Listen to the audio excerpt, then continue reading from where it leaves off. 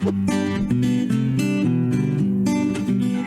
ILM is a critical approach because it acknowledges the competing interests of various stakeholder groups, user groups, when trying to manage landscapes sustainably. We know there's competing interests around biodiversity, agricultural production, conservation, livelihoods, governance, and so ILM really tries to create this framework so that we can find synergies and benefits across all of these different principles. Our experience suggests that ILM is a process for managing the competing demands on land through the implementation of adaptive and integrated management systems. We see 6 critical elements in the ILM process. Stakeholder identification. The identification of stakeholders and an assessment of relationships amongst them is an essential prerequisite to forming multi-stakeholder fora.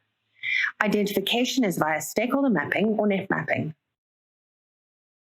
Multi-stakeholder fora, safe spaces in which stakeholders with different interests can gather, deliberate, negotiate, learn, and plan, is vital. Such spaces need to be highly attentive to power dynamics.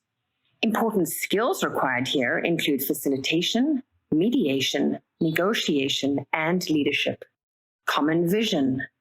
A co-created and co-desired future state of a landscape is only achievable through stakeholder cooperation. This common vision provides a destination behind which people and initiatives can line up. A vision can provide strong incentives for buy-in, inclusivity, a basis for collective action, and a baseline against which trade-offs can be evaluated and common concerns identified. Institutionalization. ILM fora or processes are identified as some form of entity deriving sustainable funding and with associated staff. Institutions become a source of identity for their participants. The institution is embedded or nested within a broader system and/or organization. Iterative and adaptive management. Clear feedback loops and learning capabilities are integrated into institutional and process design. Institutional flexibility and nimble-footedness influence daily operations and decision-making.